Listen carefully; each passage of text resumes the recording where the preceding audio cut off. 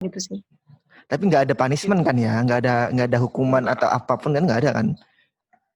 Enggak kok, enggak sih.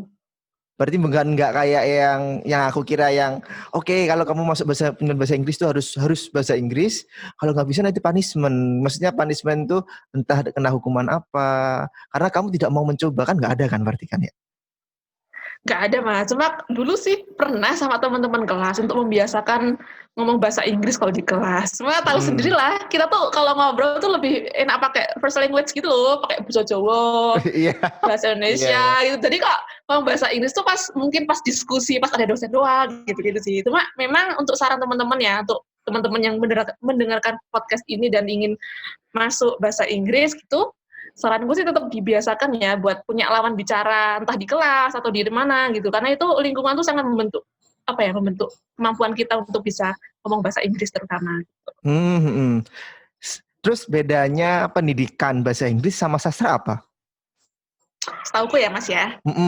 Jadi kalau di sastra itu tuh ilmu bahasa Inggrisnya tuh lebih mendetail dan lebih ke kesastraan. Misalnya mungkin lebih mendalam tentang puisi, drama, film gitu-gitu. Jadi lebih mengulik-ulik ke sastranya, unsur sastranya. Nah, kalau di pendidikan itu kita kayak semacam terapannya gitu loh. Dalam artian, kita menggunakan drama, kemudian puisi itu dalam pembelajaran.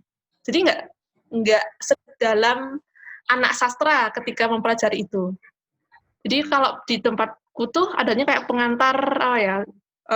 pengantar linguistik, misalnya linguistik dalam pembelajaran gitu-gitu, literatur gitu, pengantar sastra dalam pembelajaran gitu doang penerapannya. Selama proses untuk menguasai bahasa Inggris kan ya, ada biasanya kamu ngelakuin apa? Misalnya supaya hari ini aku harus bisa bahasa Inggris ini atau itu karena memang besok materinya ini dan itu. Trik yang atau kebiasaan yang kamu lakukan apa untuk mengakali supaya enggak ketinggalan sama yang lain? Oke, sebelum jawab yang itu aku nambah pertanyaan yang sebelumnya ya Mas ya, aku lupa tadi baru ingat. Oke, selain yang tentang sastra tadi itu, kalau yang pendidikan, namanya juga pendidikan bahasa Inggris, ada kata-kata embel-embel pendidikan. Jadi di situ juga kita lebih belajar tentang pendidikannya itu, artinya how to teach gitu kan. Gimana kita mengajar, bagaimana kita menyiapkan modul atau lesson plan atau RPP, kita mengembangkan materi, bagaimana cara kita manage kelas gitu-gitu sih. Kita lebih di situnya, lebih ke pengajarannya gitu. Dan menggunakan produk sastra-sastra untuk mengajar, bukan mendalami atau menganalisis secara mendalam tuh enggak gitu. Ya, itu tambahannya Mas. Oke. Asik. Lanjut ya. Terus. Lanjut.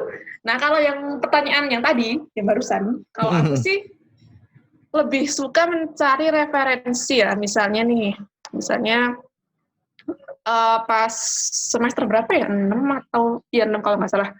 Itu tuh ada mata kuliah micro teaching gitu kan. Nah, di situ kan ibaratnya kayak gongnya gitu kan. Kita sudah mempelajari banyak hal di semester sebelumnya, terus kita mulai latihan mengajar. Kalau aku sih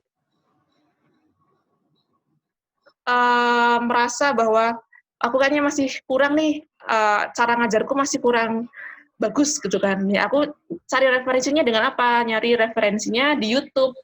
How to teach misalnya using teknik gitu-gitu sih Mas. Jadi lebih ke belajar sendiri gitu sih, belajar mencari sumber sendiri gitu sih, gitu-gitu. Jadi kalau aku sih untuk bisa ibaratnya untuk bisa sama atau ibaratnya kayak biar nyamain ya, walaupun nggak bisa persis, enggaknya nggak ketinggalan banget sama teman-teman.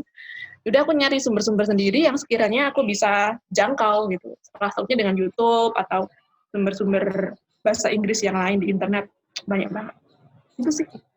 Ini kan udah ngomongin PPL nih ya, micro teaching. Nah, cerita dong soal PPL-nya. PPL, wah sebenarnya itu ada drama Mas sebelum PPL tuh. Apa itu dramanya? Sebenarnya kan ini soal drama ini sih, drama milih sekolahnya. terus. Karena dulu pas zamanku itu tuh sistemnya itu masih berbeda dengan yang terbaru. Jadi kita disuruh milih sendiri, kita disuruh rebutan gitulah pokoknya. Iya. Aku rebutan sama kakak tingkat yang entah ngulang atau emang belum PPL gitu loh. Ya, intinya kita rebutan, terus yang rebutan tuh bikin grup sendiri gitu loh. Kita debat di grup WhatsApp. Ada ya begitunya tuh? Oh iya. Terus akhirnya aku ngalah kan, ya udah aku ngalah aja deh, soalnya aku dikata-katain juga sama mbaknya itu. Tapi pakai bahasa Inggris? Apa bahasa Jawa? Bahasa Indonesia sih.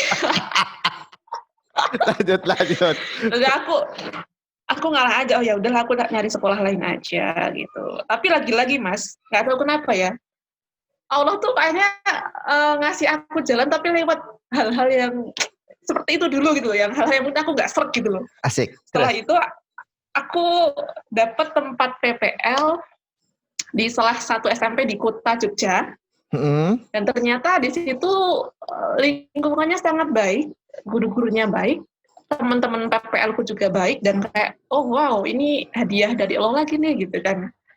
Dan apa ya, guru pamongku, guru pembimbing di sana juga udah senior, udah sangat baik, suka ngasih masukan ke aku pas aku ngajar, dan apa ya, maksudnya tuh masukannya tuh bisa berterima gitu loh. Kan kadang ada orang yang ngoreksi atau ngasih saran tuh kan bikin orang yang dikoreksi itu kan kayak kecil hati, kayak wih minder gitu, ternyata aku ngajarnya jelek gitu kan.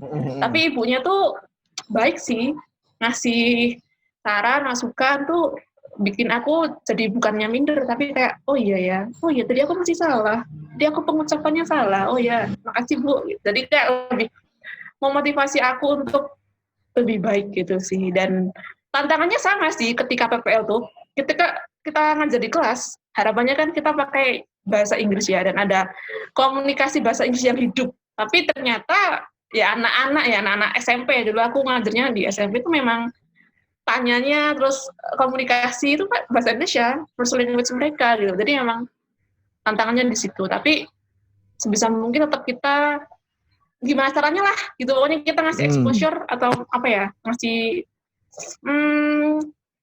masukan atau apa ya bahasa ini, situ exposure itu kayak semacam ngasih lingkungan yang baik buat mereka untuk belajar bahasa Inggris dengan berbicara bahasa Inggris gitu lah. Gitu. Tapi ada nggak sih siswa, ini kan cerita soal PPL ya, ada nggak sih siswa yang sampai tidur di kelas? Tidur itu biasa ya, apa ya, nggak masuk, main. Soalnya aku pernah tuh dulu tuh PPL tuh ada satu siswa tidur di belakang kelas, tidur di bawah gitu kan. Pas tak bangunin dia nggak mau bangun. Ada nggak sih kayak gitu tuh? Kalau cerita-cerita tuh pasti ada ya yang unik-unik gitu ya. Tapi kalau pas aku ngajar sih kayaknya nggak ada ya, karena pas itu tuh masih kelas 7 mereka, dan masih unyu-unyunya ya, unyu-unyu ya. Tapi kalau rame ya rame banget. Ibaratnya kayak anak habis SD kan, lulus SD masuk SMP.